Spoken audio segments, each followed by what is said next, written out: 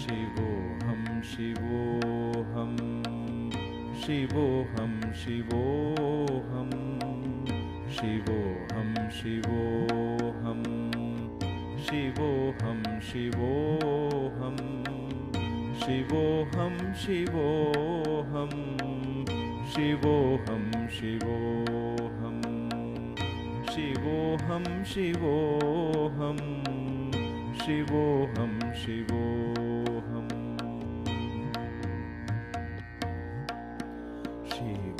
Shivoham, Shivoham, Shivoham.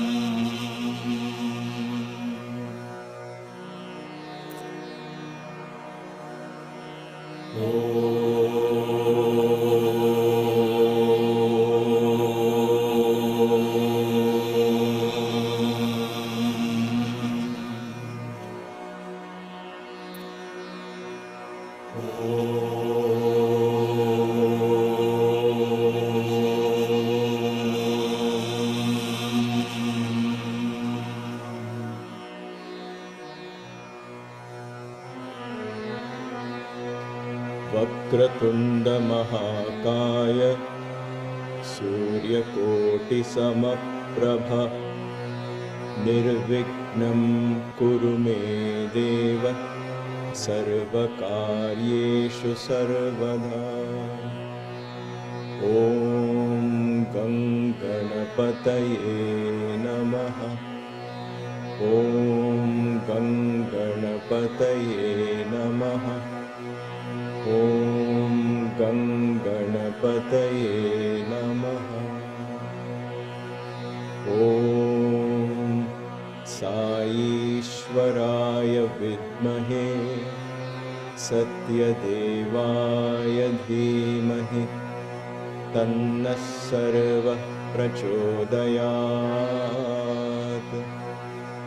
ॐ साईश्वराय विद्महे सत्यदेवाय धीमहि तन्नः सर्वः प्रचोदयात्।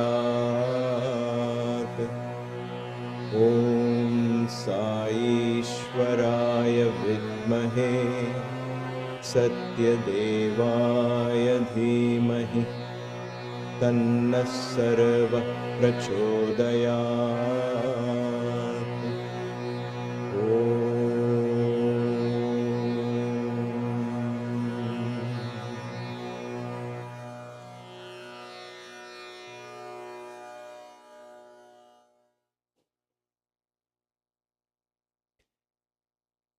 Namaste and welcome to Kaivalya Yoga Gurukulam. My dearest KYG family,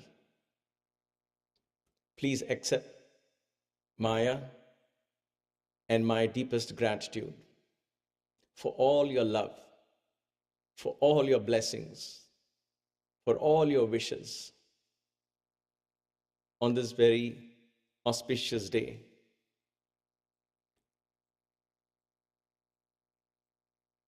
Every birthday is a moment of reflection for almost all of us, right? Except children, of course. And they begin to reflect, of course, as they grow older. And I'm not talking reflections on who gave what gifts or who wished and who didn't, but more deeper reflections on life itself, on one's own personal life. Every one of us is in this amazing journey that we call life. And between these two transitions, one is the birth and the other being death, we live a life. We create a meaning in our lives. We build core beliefs, we build faith, we build relationships, we experience love, joy, sorrow. We live life in all its colors. We are proud of some actions, we regret some actions.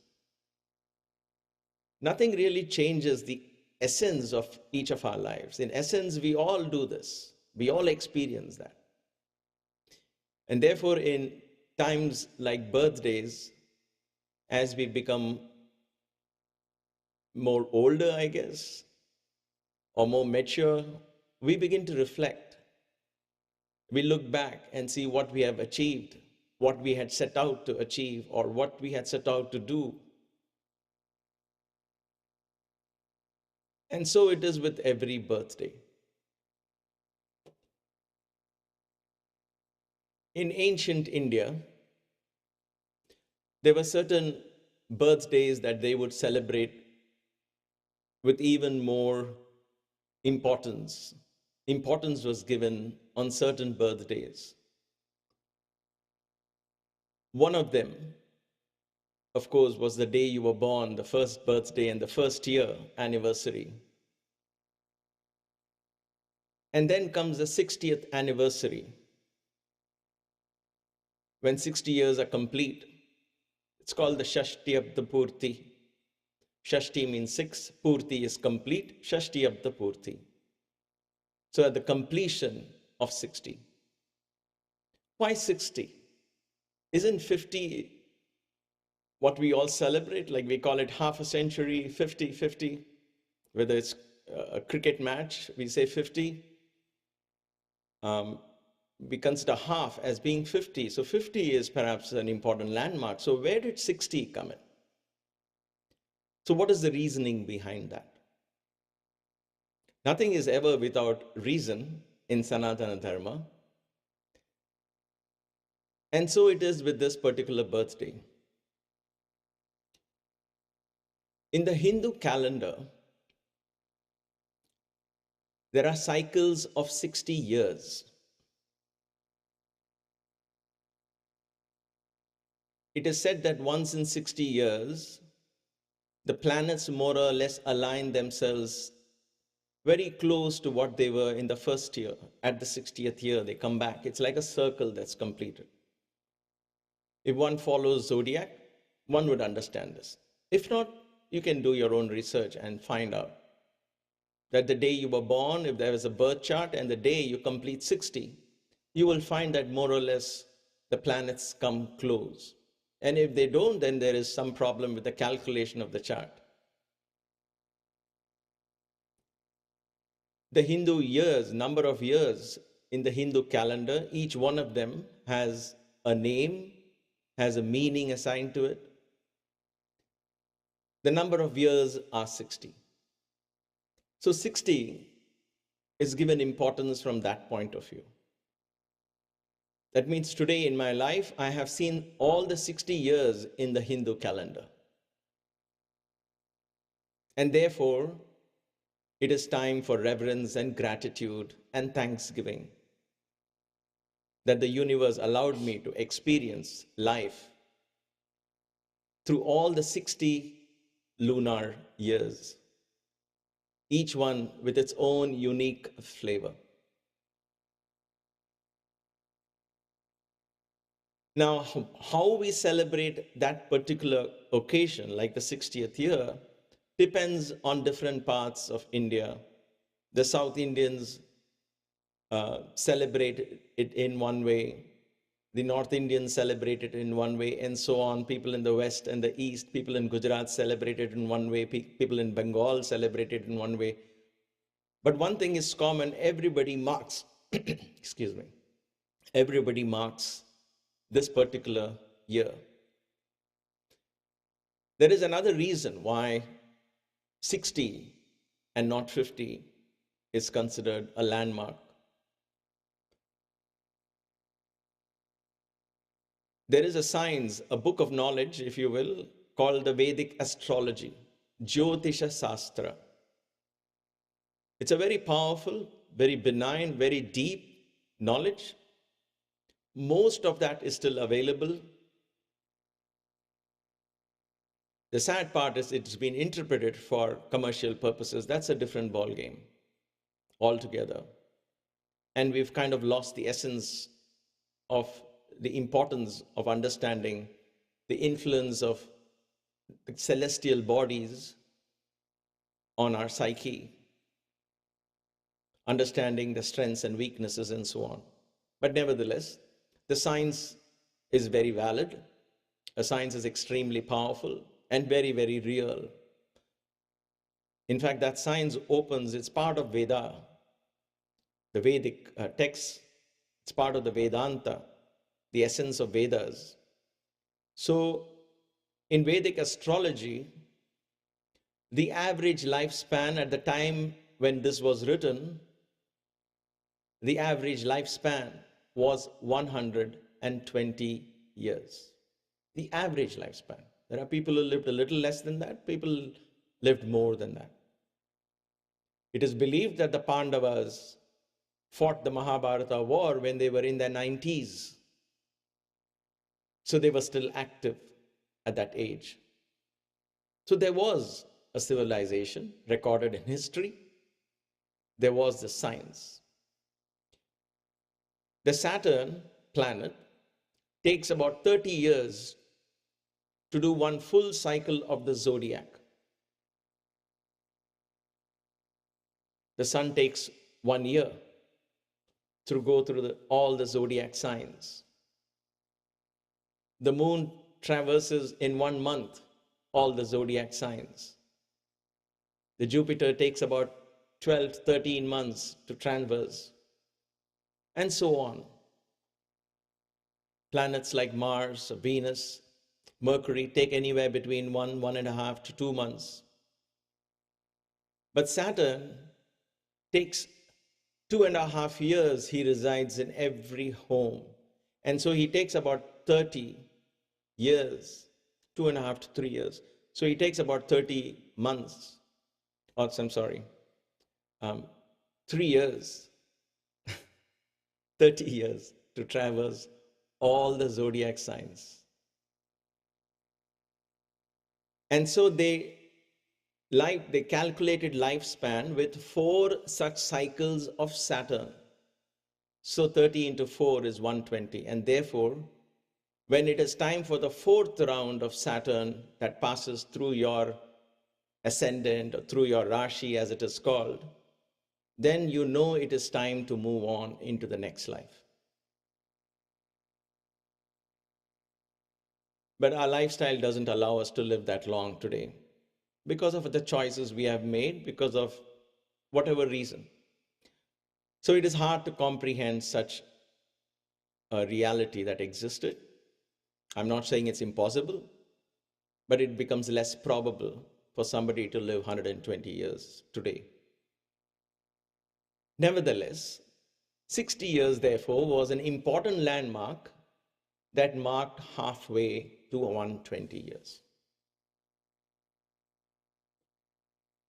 It is in that context 60 years was celebrated. There is yet another reason. There are 4 ashramas or 4 stages in the life of an individual. Assuming that all these lives was meant for enlightenment. So there were 4 stages earmarked, if you will, for every individual. The first was the Brahmacharya ashrama. Ashrama means a place of rest. That means that is where you be.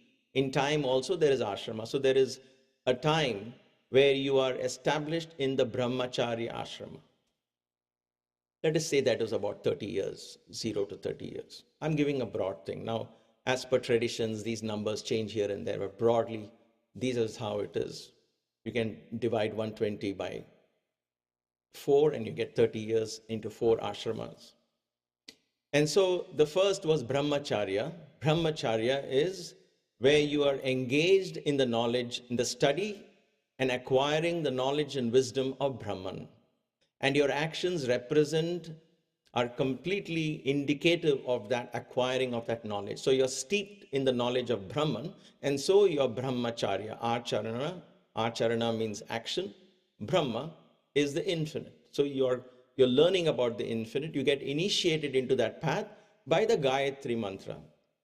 Initiation itself is by the highest, a great mantra that says, my intellect is illumined as I meditate upon Tat Savituhur. So that is the initiation. And then understanding that, who's the Tat, who's the Savitu, what is Bhur, Bhuva, Swa, and so on, all the 3 dimensions out of the 6 or 7 dimensions, and so on. The learning goes, you study Vedas, Vedanta, and all of that. So the first 30 years represents Brahmacharya, where the only focus is studying, acquiring the highest wisdom, building the foundation. And then comes the next 30 years, that is called the Grihastha. Grihastha. Graha means gravitating, staying put. So then you settle down, rather. Grihastha, you settle down into a home, in a home. Until then you were living in an ashram, learning from teachers and so on.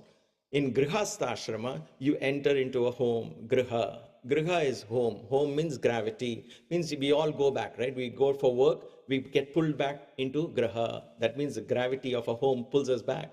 We go for vacations, we come back home. So the word Griha comes from that. So Grihastha is where you settle down. Settle down with a life partner. You beget children and you earn livelihood. You apply that knowledge and begin to experience life. We are all human beings. We are meant for certain duties in our lives, and therefore we implement that life. So there is a time, a season, a place for that. And that goes on till 60 years. So 60 years marks the end of that Grihasthashram, where it's me, my wife, my children, and perhaps grandchildren, my assets, my properties, and my wealth, and all of that. I can focus completely till I'm 60. And then at 60, what happens? The next ashrama begins. That is called the Vanaprastha ashrama. Vanaprastha is where we begin to enter the forest. Now, at one point, it was literally so. Today, we have old age homes. They are very unlike an ashrama, but nevertheless, the idea was to begin to cut the bonds of attachments. Our children have grown up to live their lives. We let them go and live their lives. And we move on from all our attachments into the forest. This is more of a mental ashrama than the physical place. We could go into an ashram literally and live, but I could still be watching television or wonder why my children haven't called and this and that, and start worrying about how my grandchildren is being brought up and this and that and so on. Politics, sports, everything continues. So after 60, ideally, we begin to cut those bonds one by one. We move into another phase. And that is the Vanaprastha. We go into the forest. We go away from the madding crowd, if you will. Away from this life of acquisitions and wealth and power and all of that we worked for hard. We learn to give it all up, distribute it, and move into the forest. So 60 years marks that time where you begin to learn the lessons of detachment, vairagya. Because you have completed half, now the graph is turning the other way. If it was going up, now it is the other side. Not graph going up and down in that sense, but then it's the other side. Now we have to pay attention to the beyond and afterlife and the quality of life, the meaning of life, the purpose of life, and so on. And so we enter that Vanaprastha. No more socializations, no more visiting friends, no more all of that thing. It is time for satsangs, it's time for prayer, it's time for deep contemplation, it's time for study of the scriptures. Everything that you had learned in brahmacharya, you revive it now back and allow that to grow into real wisdom and experience. Why? Because the scriptures give us 30 years for that. from 60 to 90. And then we take up sannyasa. Then last ashrama is the ashrama of monkhood, where we relinquish all desires, all acquisitions. We renounce all connections with this body, including name, including caste, including culture, including faith and belief, and everything is renounced.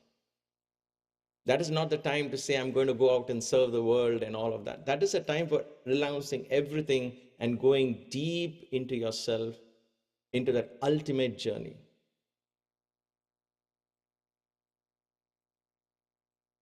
This was what it was at one point.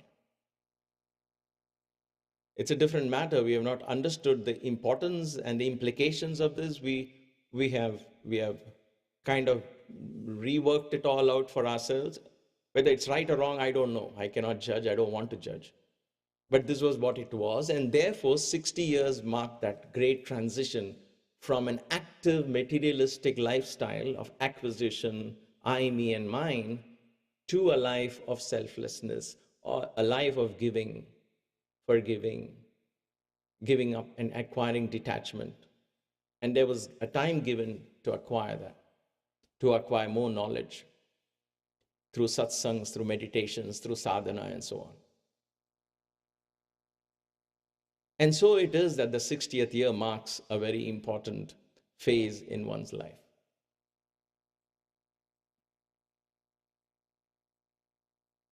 Ideally, it is celebrated when the moon passes through your star. For me, it was a couple of days ago, 2 or 3 days ago, I guess, or 5 days ago. Today is the 6th day. It's called the Kanda Shashti. These 6 days, the last 6 days, ending with today, each of those 6 days is dedicated to each of the 6 chakras because it's dedicated to the son of Shiva. It's a very auspicious 6 days. And so 60 years ago, I was born on that first day, just as the new moon was ending and the first day was beginning at about 5:11 or 5:15 on November 9th, 1961, I was born. So my mother had prayed to Kartikeya because he's our family guru, family deity, if you will, Ishta Devata. And so she had 2 daughters and she had me, so she had reasons to celebrate. She had a son. I am very grateful when I look back to have had such wonderful parents. I don't have them anymore in my life, but their words, their love stay with me forever, like all our parents do, right? I have 2 sisters, and their love overwhelms me every time we speak on the phone. 2 nephews, both are married, and so 2 wonderful nieces-in-law, if you will. So when I look around, life has really been a great blessing with a loving family. I grew up in love. I grew up in a joint family. There was no personal rooms that we had when we grew up. There was 2 small rooms in Mumbai, now called Mumbai, that time called Bombay. In a Gujarati society, we were the only Madrasis or Tamil speaking in a Gujarati society. So it was learning Gujarati, Marathi, Hindi, English, Tamil, all at the same time growing up. So the neurons were well built, I guess. A good foundation was built. And thus it is in all our lives. When we look back, there is so much to ponder. I might have complained then, but when I look back now, all those things that I would have complained of are somehow edited. You know how we edit a movie? We remove all the negative things, we remove all the unwanted stuff, and we make a nice story of ourselves. And that's how it is. We edit all the things that cause us pain. And then I look back only for, I only look back with gratitude and thanksgiving. It is my indeed greatest good fortune that at 16 and 17 rather, I came into the fold of my beloved Guru Bhagavan, Sri Sathya Sai Baba. Without him, I think my life would have been, I don't know what.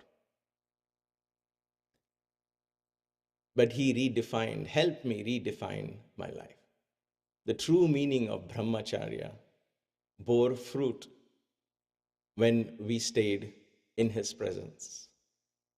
I did not know at that time I would live 15 years in the ashram, but I lived. I stayed there. Not a moment of regret. Every day, every moment was an adventure, a spiritual adventure into myself, into understanding Baba's love and divinity, and creating that beautiful relationship with his divine teacher. It is a blessing that I will never forget. He taught me the meaning of life. He taught me how to sanctify one's life. And therefore, everything, and it's just not me, Maya too. Maya joined as an institution when she was in her 8th grade. And she graduated from his institution. She worked in the hospital. And that's where one thing led to the other. We'll keep that story for some other day. And Baba performed our wedding. He was very kind enough to perform it in his own room. So these are occasions that cross my mind today.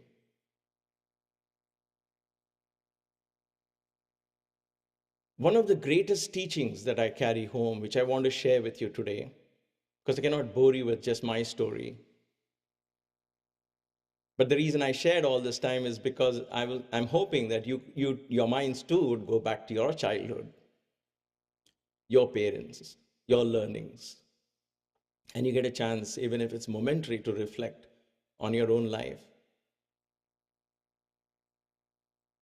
One of the greatest learnings that has inspired me, and I want to present it today, is a very simple teaching of Swami, a very simple teaching that Baba had put out there, which touched me very deeply. And it took me more than 10, 15 years to even grasp the importance of that. And then another 10, 15 years to begin to implement that. It is only since the last 7, 8, or 9 years I've been truly able to bring that to fruition. And that journey will continue, learning to implement this powerful teaching. It all happened when Baba was very happy with my performance in one sports meet. I did yoga on the rope in the midst of 2 bicycles, motorcycles, if you will. I was hanging on a pole between 2 motorcycles, and I was doing it as the motorcycles was speeding down the road. Anyway, anything for Baba, right? We would do anything. But he was so happy that a week later or so, he called me into his room along with the coaches, the gymnastic coaches who were there from the army, Kishan Lal and Bhiman. And he was talking to us about discipline in life, about the need to have discipline in the body, mind, and how important it is to do exercise and so on. And that was a very important, a very beautiful discussion with just the 3 of us. And then suddenly, out of nowhere, he turned to me. He waved his hand and he materialized a beautiful wristwatch. He said, this wristwatch will move by the power of the moon. And it is based on the lunar calendar. So don't try and adjust these timings on this watch, he said. And he put it on my hand. And he said, I want you to wear my watch. You can keep this watch on your wrist. You have to remove it when you go for a shower and so on. But the watch I am giving you through this watch, I want you to keep it in your heart forever. And he said this, which is, of course, a well-known quote from Baba. But then when he looked into my eyes and told me again, slowly, deliberately, it went deep into my soul. And as he was tying that wristwatch on my wrist, he said, watch your words, watch your actions, watch your thoughts, watch your character, watch your heart. He patted me on the back. He said, that is the watch I want you to wear. I was very happy, very intrigued that I had this beautiful gift given by Baba. But the words that he gave me was even more powerful. And even if I want to, I cannot wipe them away because they are written, etched deep into my soul, if you will. And today I want to share with you the importance of that and how every one of us can fashion our lives just by wearing that wristwatch on our wrist or on the wrist of our hearts, if you will, and sanctify our lives. Because at the end of our life, what we have achieved is not accounted for. How popular we are is not accounted for. How rich we are is really not accounted for. How powerful we are is not accounted for. But what is accounted for in our chitta, what we carry with us, is the quality of life that we have led. What did I do for my own transformation? How did I use an experience? What did I learn from that experience? How did I respond to that experience? And that is what I carry with me. Almost everything else is of no consequence. The watch helps us learn that. Let's take the first one. Watch is W, watch your word. I relate it to the element of Akasha, space or ether. Every word that we listen to or every word that we utter has power in it. Satyam Vada, the Vedic diction, speak the truth. In other words, if your heart feels something is true, you have to speak it out. You don't have to compromise on what you believe and what you speak. Speak obligingly, Baba would say. Even if you cannot oblige, you can always speak obligingly. Words have great power. In the Old Testament, it said, first there was the Word was God, and the Word became flesh. In the Hindu scriptures, there was the Om. Sounds, vibrations, all of this is a word. Our words are extremely powerful. Through my words, I can move you to action. Through your words, you can move me to action. Through my words, I can incite you to do something good or bad. Words shape all the other elements. It moves air, it ignites the Agni or fire, it shapes water. Words instill themselves as Prithvi in the Chitta, as beliefs. And therefore, watch your words, he would say. Watch is simply being mindful. He is not dictating to us what to speak and what not to speak. He is simply saying, watch your words. Watch the words that go in, watch the words that come out. What is the quality of words? And if we understand that, we get a glimpse into this infinite power, the space And with words, I can create an inner space within me. I can create space outside of me. I can create enough space that I can bring in all people of all religions and all faiths and all belief systems without any judgment towards me, like Baba did, because words have that power. It opens up space. It can also close space, but it opens up space. Think of a word like just love, prema. How powerful is that word? Think of peace, shanti. It's just a word, but there is power in that word. Satya, truth. There is power in that word. Dharma, right action. What is right is up to you. There is swadharma. You decide what is right and what is wrong, based on your culture, based on your upbringing, based on your conscience. And therefore, words have great power. This is a learning for life. Because I share these, by no means I've acquired any kind of expertise in any of this. But I must admit that I've become more and more and more sensitive to the words that come out of my mouth, the words that go into my ears, the vibrations of sound that I entertain in my inner space.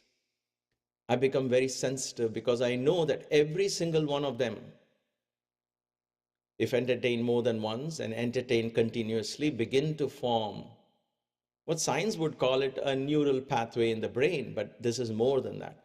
It forms a deep impression in the chitta. And that eventually instills themselves, these words instill themselves as core beliefs in me.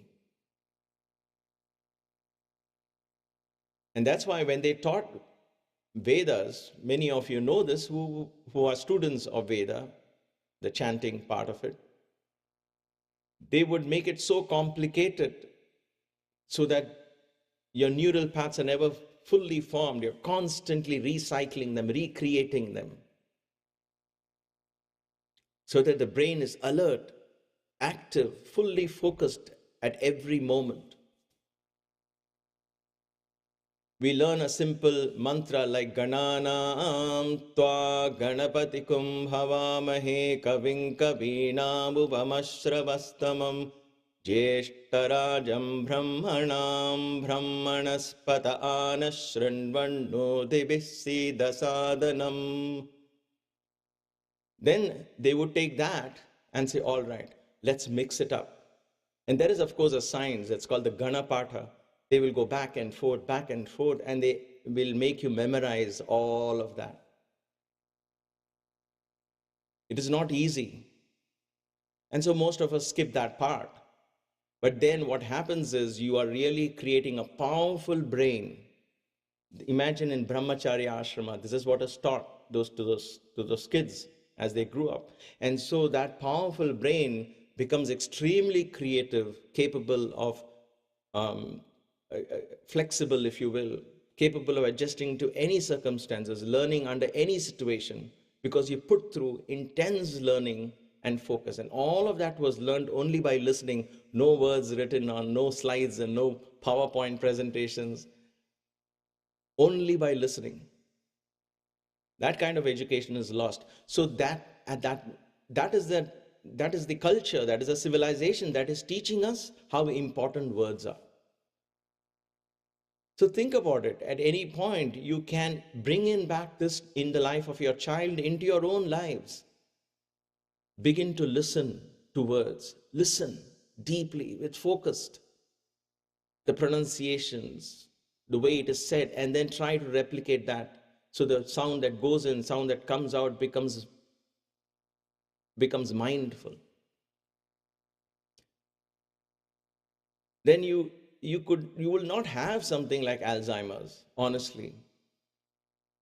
Even if you're genetically prone, you will put it away for a long, long, long time. Just to name one among the many other mental ailments that we are prone to today. Because the brain will have the capacity to handle that. It controls the nervous system. And so the entire body literally begins to be in a great shape simply because of the power of words. So think about that. So Baba gave us this beautiful wealth. He said, watch your words. Simple. Watch. So let's watch. If there is something I want to share with you on this momentous occasion of completing 60 years, I want to share with you the secret that this is what I hold dear, and this is a philosophy that I apply in yoga and every aspect of my life. Then he said, watch your actions. Watch your actions. Just like words, Baba has given us a very simple way to act. And the challenge is to act selflessly. Action is connected to the air principle. Action. Now, when you exercise, you move, there is action. Guess what happens? You start breathing. That is what we call cardio exercises these days, right? Why are you going for a walk? Isn't walking an action? Of course. Active lifestyle is really bringing that element of action. Sitting is also an action, but it almost on the verge of inaction. Because once you're there, you just become static. You're sitting and watching TV. That is one form of action. There is a form of action where you exercise, you walk, you challenge your body. No matter what your age, you always push yourself beyond the comfort zone. So the body keeps growing. The body never settles down into a plateau. You see the trees in nature, they never stop growing. The 50-year-old tree doesn't say, I'm 50 years old, I'm going to stop growing. They continue to grow till the last day of their lives, they grow. And therefore you have trees that are 100, 200, 300, 400 years old. They become stronger as they age. They become more deep-rooted as they age. Why doesn't that apply to us? It can. So we need to watch our actions. So when we bring exercise and all of that for our personal, bringing action into our lives, which is directly affecting the Vayu principle in us, by your actions in the society, when you're selfless, you actually breathe life into hundreds of people around you, beginning with your family. A mother's selflessness breathes life into a child. A parent's selfless sacrifices bring life into children. They learn to live life. They learn to experience life because of the selflessness of parents. And thus, that circle expands. If there is one thing that Baba influenced, because people ask me, how did he influence millions of people? It is just one thing, his actions. His actions brought life into your soul and my soul, if you will. It brought life into us as beings, because we began to live a new kind of life, a spiritual life, a mindful life. Who caused that? It was one man's action. Sai Baba. One person. Imagine the power of action. Therefore, in you, you have that power to influence your family. So it is not only words that you can influence your children or your family or people around you. It is action. What is required today in our lives are not dogmatic religious institutions.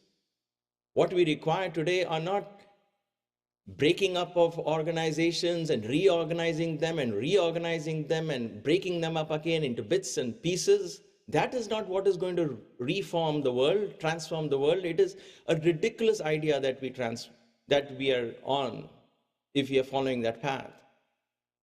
What is truly going to transform is us being role models, each one of us trying to put it into action, whatever we believe in, whatever we speak. Then it begins to influence, breathe life into those who follow us, those who observe us, starting from our family, our near and dear ones, our friends, our social circles. It is so important. That is what is going to cause change, action. You might love a tree, but if you're chopping off a tree, then that love has no meaning. It has to be proved in action.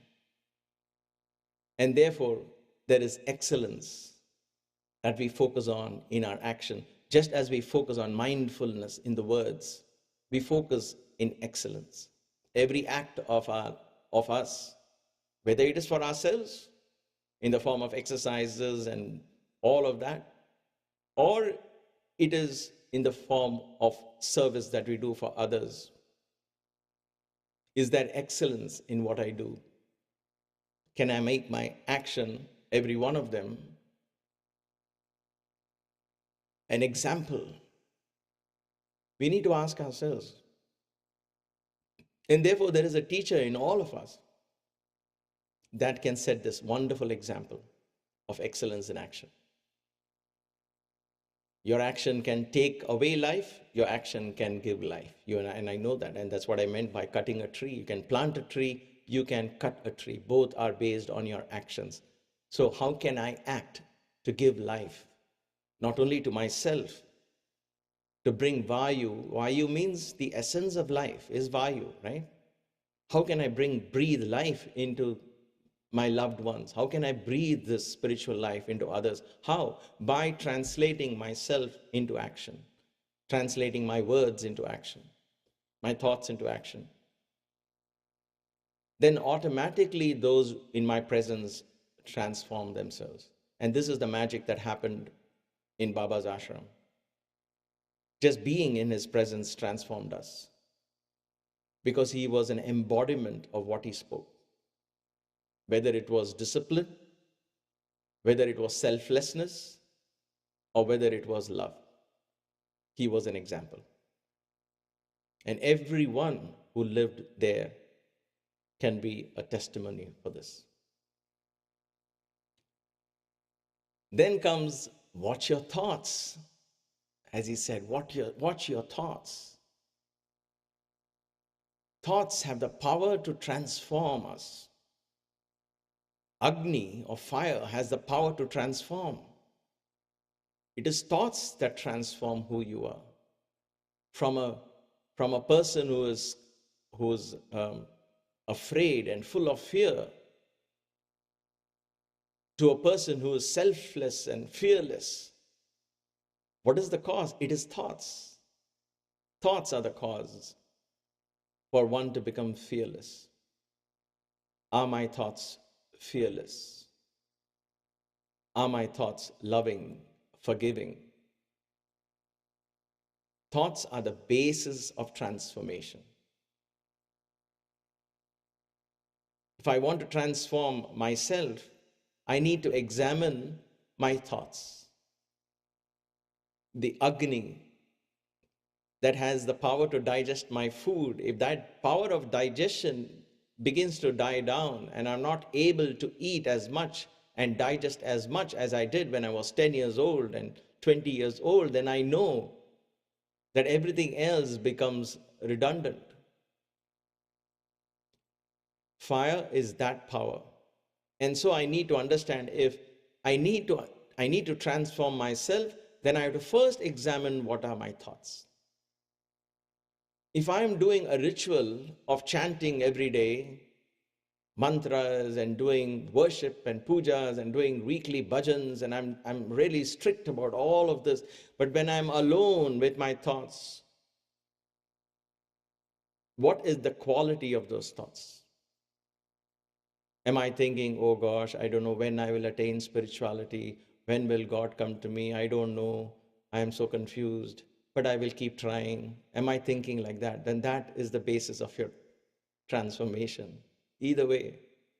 But if in the aloneness, when you're sitting alone, Sri Ramakrishna Paramahamsa, a great saint from Bengal, said, your true character and your true virtue is known by your thoughts when you're alone.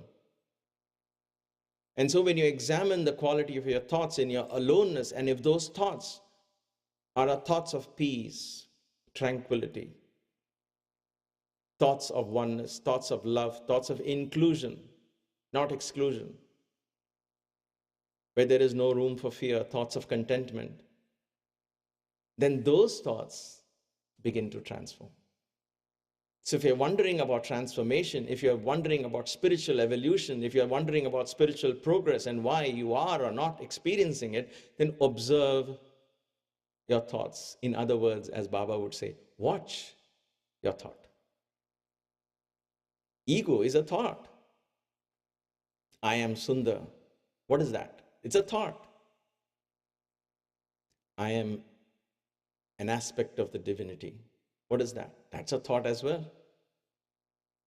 So your innermost thoughts form the basis of transformation. Baba would say, watch your thoughts. Very simple, yet very profound and extremely powerful. A simple gift of a wristwatch sent me on this path of great transformation. And then he said, watch your character. Watch your character. Everything is about me being true to my conscience. I cannot grow up in one learning and then compromise everything that I learned to fit into something that is not really me. It is almost impossible to do that. Science knows that. The first 5-10 years of your life shapes who you are, shapes your belief system and everything. And so there's a reason why we were born where we were born. There is a learning that has to be. And for me to embrace something very foreign to me overnight and compromise on who I really am is not a sign of a character development. Character is where I am one and my conscience allows me. If your conscience allows you, then you begin, sometimes your past life makes you very familiar where you come.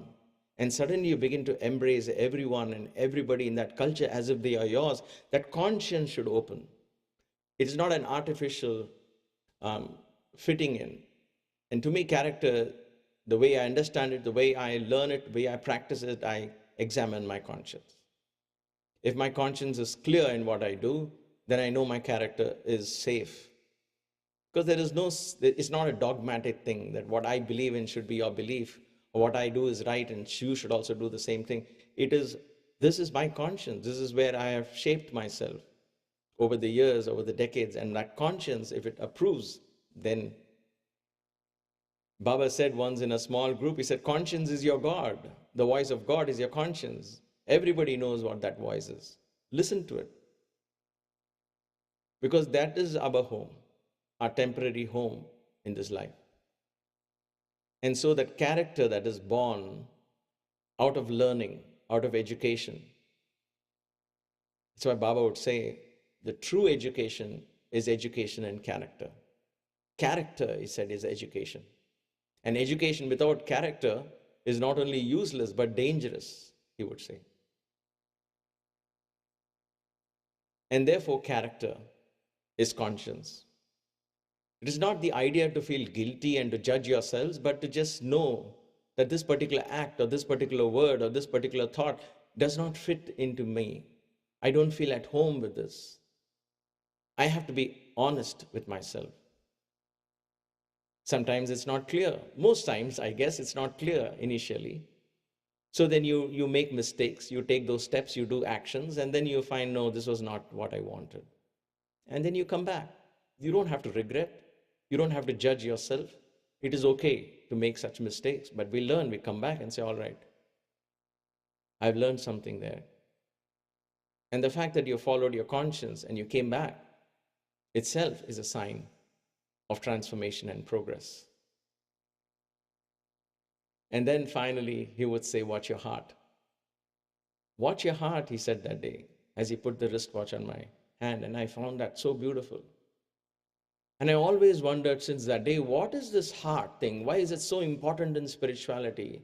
I mean, you go into romance, they talk of heart. You go into spirituality, they talk the cave of the heart, the heart chakra, heart. What is this thing? To me, as I've understood now over the decades of constant introspection, I believe the heart is where I hold my core beliefs, my chitta. All the impressions of every action, all the impressions and learnings of every act and word and thought and experience in this lifetime and previous lifetimes, I hold it in the chitta. That chitta, another name for heart, incidentally, is that cave which holds the treasures of all my experiences, and where I form, not consciously at all, but where I would rather say the core belief instill themselves. That is why the words that we speak in Akasha eventually find their way into the heart, into the chitta, and settle down as a core belief. So watch, what is the story I tell myself? I have to watch. What is the kind of stories I tell my friends? I have to watch. Because when I constantly repeat that, then that settles into my chitta. And therefore it is when we are happy, we say, oh no, I shouldn't be happy. Maybe something bad will happen. And therefore let me be not so happy. And we build in our own limitations. Should I eat this? Should I not eat this? Should I do this? Should I not do this? And we build confusions and limitations because in our chitta there is fear. But if that chitta holds a core belief, and from that innermost cave, that is what meditation is all about. That is what prayer is all about. For our journey into that cave, to come face to face with that. And from there, if this little lamp of I am God, I am God, I am not different from God, I am Sat Chit Ananda. There is no birth, there is no death. I am Akhanda Parabrahman. I am the infinite, absolute, supreme. If that core lamp is lit inside, and that can be done through our words, through our actions, through our thoughts, through our character, we can go back into our heart, cleanse it of the dross, and reform. That is what these life experiences are about. And till that core belief becomes a pure essence of the Atmic principle, of the eternal life principle that begins to flow, we will continue to come back onto this earth. Let us not disillusion ourselves that somehow we are going to get liberated. In your heart, if that core belief is lit, then it will reflect itself in every thought, word, and deed. Until then, we will come back to learn. Every experience, every lifetime is a chance that we take to enhance that learning. But if we forget it and get misled and get tempted and get caught up in some other not so important activities, then we are responsible. So we'll come back. We'll come back till we begin to learn, because what you and I are looking for, as Baba would say, is we are looking for Paramananda. Paramananda is the eternal happiness. That's what we are looking for. But we are looking for that in what? In a chocolate, in an ice cream, in a piece of cake, in relationships, in a good job, in wealth, in acquisition, in power, in fame. We are looking for that Paramananda in all of this. And all of these can only give you a tiny, tiny, tiny glimpse of that Paramananda. And that Paramananda would reflect and become a reality only when the deepest chitta, the heart, begins to reflect that core belief in the chitta. That is what Adi Shankara writes so beautifully. Pratas smarami hridi samsfurat atmatattvam. Early morning when I wake up, I meditate on this divine light that shines in the cave of my heart. Very poetically, but yet very profoundly written. And therefore he was Adi Shankara, a great teacher that taught us wisdom in a very short lifespan. And so it was with Jesus Christ and the Buddha and Zoroaster and every single great spiritual leader that has walked on this earth is because they followed their heart, the calling of their heart, fearlessly. Because in their heart was shining this lamp. And that learning cannot come from school. That learning comes when you're mindful, when you watch your words, when you watch your actions, when we, rather, watch our thoughts, when we watch our character. Then when we look at our heart, we will see a glimpse of that little lamp.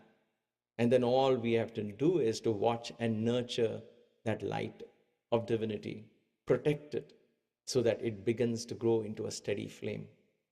Everything else, our thoughts, words, and deeds will begin to reflect that inner light.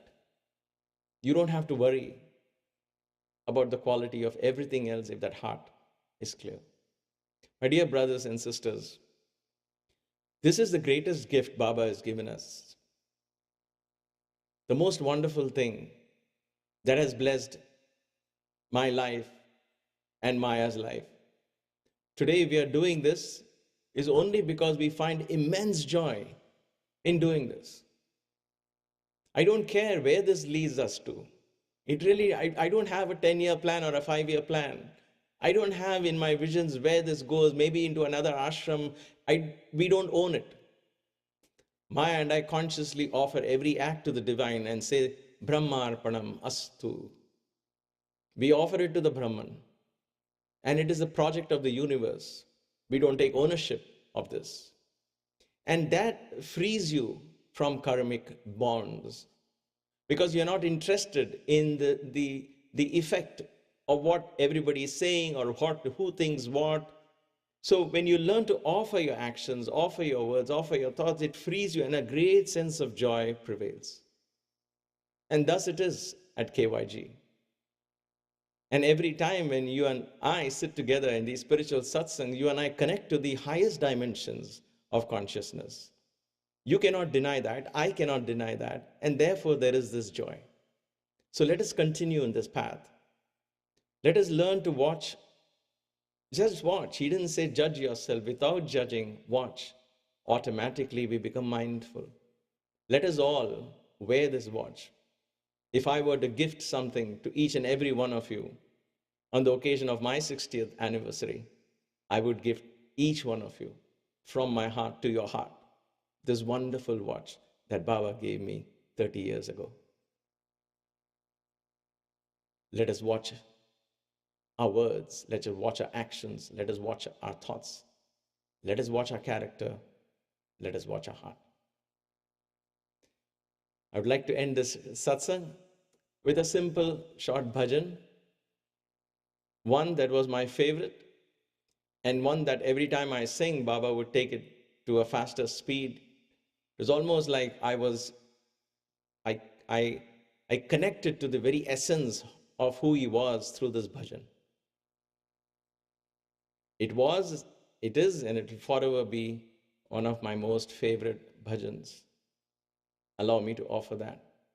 And let us all soak in the highest consciousness, the consciousness of Shiva, where there is only oneness.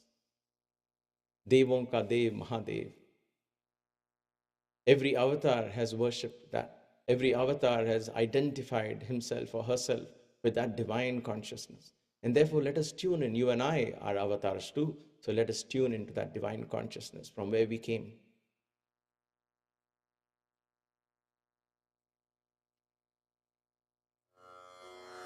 And we'll bring the satsang to an end.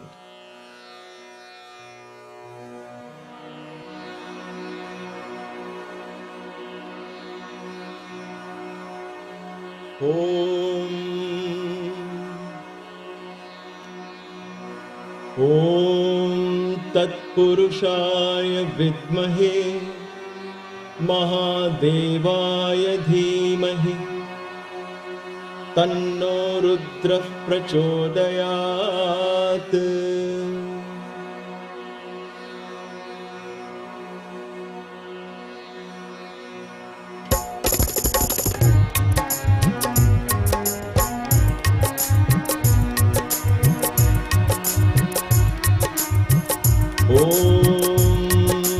तत्पुरुषाय विद्महे महादेवाय धीमहि तन्नो रुद्रः प्रचोदयात्। ॐ तत्पुरुषाय विद्महे महादेवाय धीमहि तन्नो रुद्रः प्रचोदयात्। ॐ तत्पुरुषाय विद्महे महादेवाय धीमहि तन्नो रुद्रः प्रचोदयात्। ॐ तत्पुरुषाय विद्महे महादेवाय धीमहि तन्नो रुद्रः प्रचोदयात्।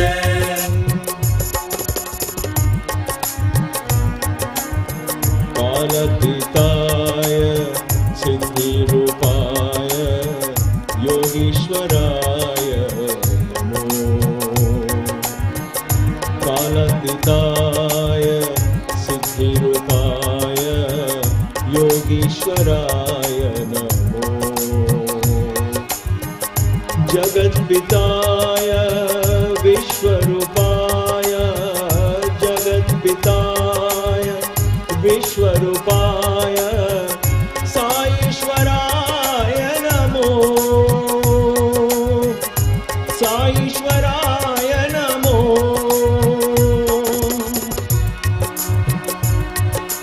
तत्पुरुषाय विद्महे महादेवाय धीमहि तन्नो रुद्रः प्रचोदयात्। ॐ तत्पुरुषाय विद्महे महादेवाय धीमहि तन्नो रुद्रः प्रचोदयात्। ॐ तत्पुरुषाय विद्महे महादेवाय धीमहि तन्नो रुद्रः प्रचोदयात्। कालातीताय सिद्धिरूपाय योगीश्वराय नमो। ॐ नमः शिवाय शिवाय नमो। ॐ नमः शिवाय शिवाय नमो।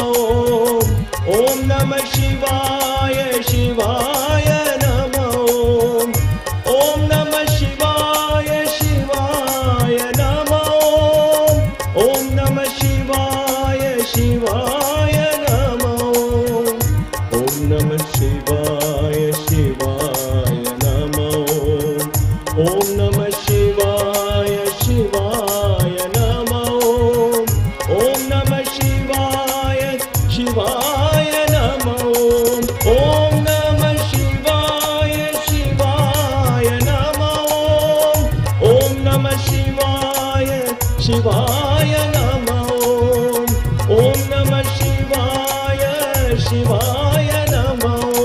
तत्पुरुषाय विद्महे महादेवाय धीमहि तन्नो रुद्रः प्रचोदयात्। ॐ तत्पुरुषाय विद्महे महादेवाय धीमहि तन्नो रुद्रः प्रचोदयात्। ॐ तत्पुरुषाय विद्महे महादेवाय धीमहि तन्नो रुद्रः प्रचोदयात्।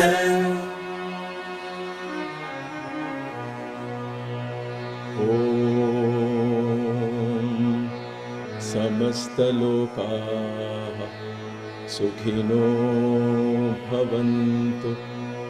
समस्तलोकाः सुखिनो भवन्तु। समस्तलोकाः सुखिनो भवन्तु। May all the beings in all the worlds be happy. जय बोलो पवन सुत हनुमान की जय। सियावर रामचंद्र की जय। सद्गुरु साईनाथ महाराज की जय। नमः पार्वती पतये हर हर महादेव।